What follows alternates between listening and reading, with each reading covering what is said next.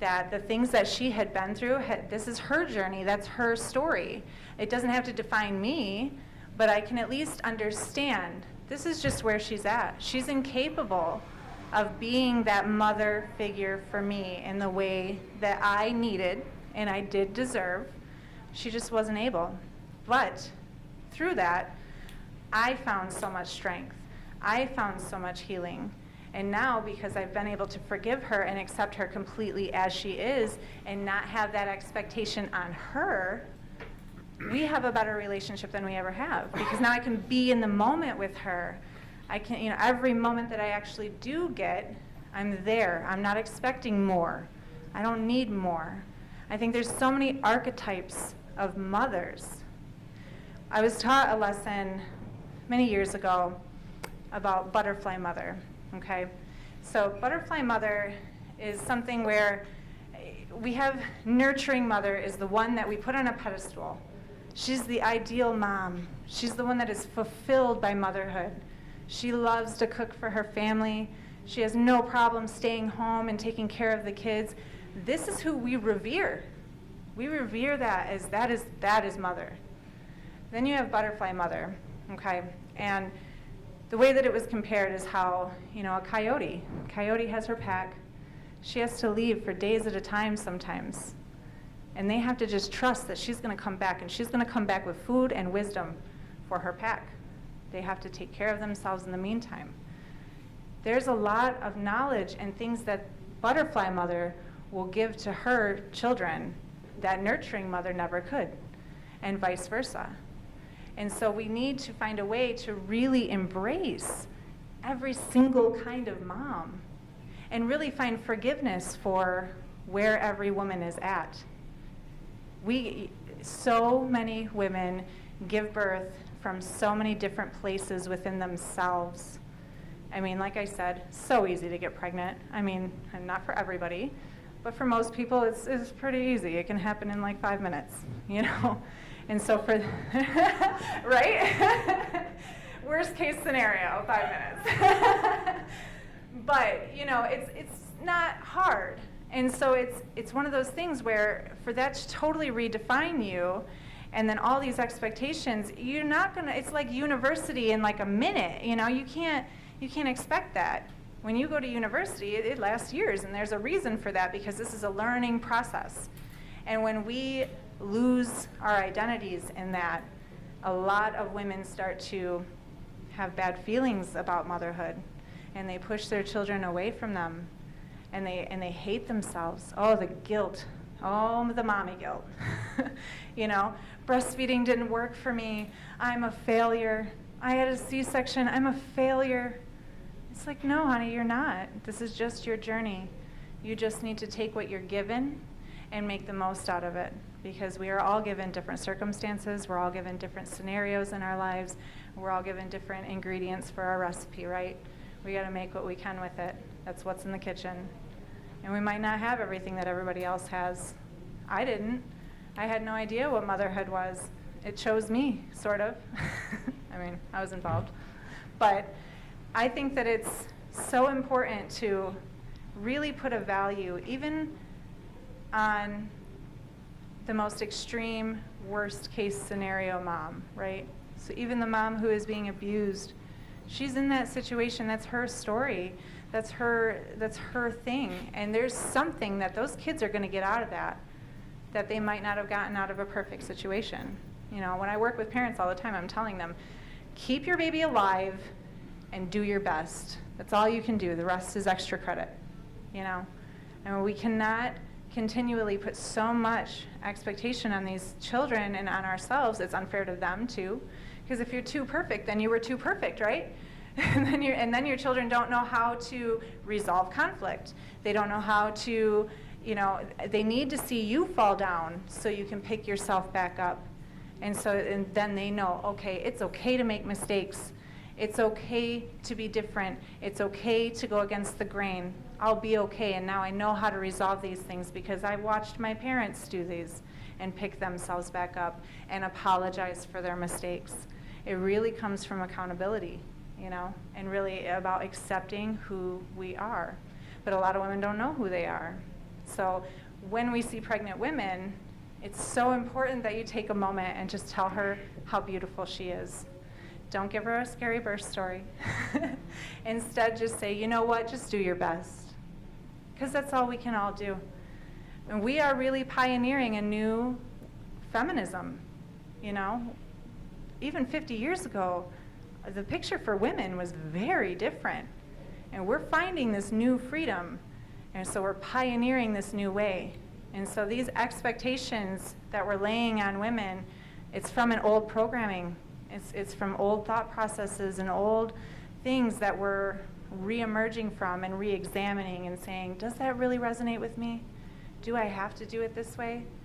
And we have an exciting opportunity to do it how we want to do it and to redefine what motherhood is. And I think in that definition, it needs to include all of the archetypes of mother and appreciating them for exactly who they are and what they're contributing to their children, even if they're not there at all. My mother wasn't really there at all. But I tell you what, by her not being there at all, that made me very strong. It made me very resourceful. It made me resilient. There's so many gifts that I got from my mother that I didn't recognize until much, much later, but they were there. And, you know, and now she likes to be like, look what I did. And I'm like, yeah, okay. I'm like, look what I did. But I had to take accountability for that and say, you know, I'm going to do it differently. We have to be free to do that. And we have to find support in our sisters. You know, your birth doesn't have to look like my birth in order for it to be right. There is no right or wrong with raising children. It just is. But our babies are the future. And if we can really nourish the mother, she will be able to take care of and nourish the family. And that's where we find real revolution. Because I really believe that the problems that we have in this world come from broken children. Broken children grow up to be broken adults, and they don't know how to live still. And so unless we're really nurturing that mother aspect, however it looks, in total acceptance, however that looks, we're not nourishing those children either. We need to be able to embrace these women and take them in, especially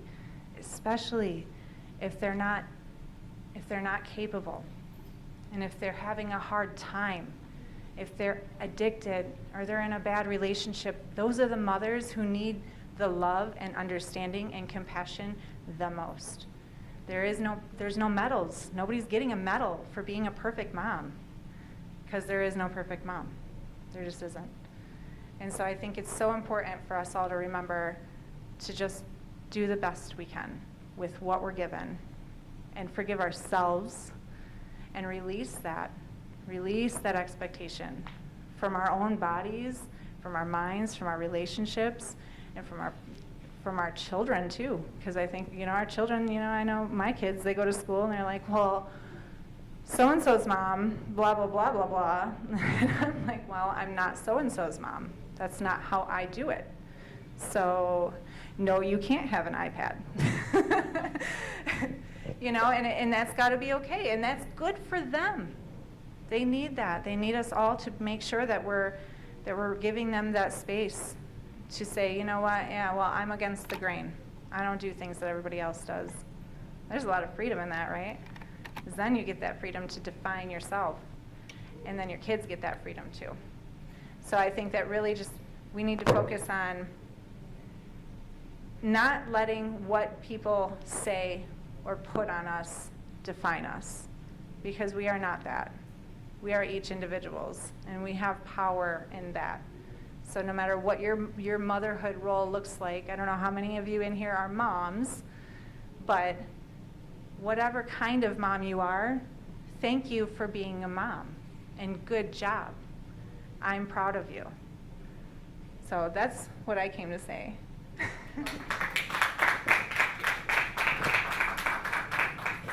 Now we have Ms. Varija Bajaj here. So introduce yourself and Hi everyone. I don't think I can tell anybody how to be a mother here. I can only share my story about how I was mothered and how I'm a mother. just to give you a little backgrounder about me. So in school, I was a science student because my father wanted me to become a doctor. I didn't want to become one, but he wanted me to become a doctor. And after that, I pursued philosophy. Post that, I pursued advertising and marketing. Post that, I pursued MBA. And finally landed up getting into fashion designing without a formal degree. To begin with, my fights with my father was about why I don't want to become a doctor. Of course, they are coming with a certain upbringing, and Julia, like you said, in India, we conform to the society far more than what you do there. So it is a lot to do with societal pressure. It has to do with women of a family don't work. घर की औरतें बाहर जाके काम नहीं करती. So that was the kind of pressure that I dealt with. And maybe somewhere in my upbringing, I was taught the difference between right and wrong. I was taught to question. I would not take instructions just because I was meant to take instructions. Thankfully, that was instilled in me from the childhood. They didn't know that it was getting back to them. It was getting back to my parents. So I did question them. Why don't the women of the family work? What is the problem? And if there is a problem, we'll solve it for you. Then onwards, thankfully, it was an argument at every stage, but I was allowed to be what I am. And I don't think very many people are lucky to get that upbringing. Since it's a women forum, we are talking about motherhood, but I think it has got to do with parenting as well. Father has an equally important role to decide what you're going to be as a person. Even today, I think I have 2 daughters. One is 5 years old, the other one is 8 months. And there is a lot of pressure from the society to belong. There's a lot of peer pressure of moms. There's a lot of peer pressure of children. Summer vacations have started. Are you enrolling them to summer camps? No, I'm not. It's a vacation. I don't want them to do a course. No, but it's a summer camp. Your child doesn't know swimming. Your child doesn't know art, painting, blah, blah, blah, blah, so many other things. No, or public speaking. My child is 5-year-old. Public speaking? No. I thought that there's still time for her to learn social skills, but no, that is the pressure. And Shruti would tell you more about, she's a teacher herself, how you're forced to be clones, you're forced to be somebody else. It is a lot of pressure on the mother to stand alone vis-a-vis other mothers, vis-a-vis your family, and to be able to counter all that pressure. And as the topic says, it's a fear of isolation.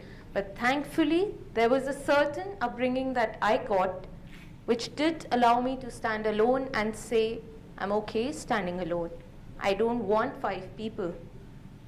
So I don't want to walk hand in hand with somebody and take credit of my motherhood. No, I can do it alone. And I can take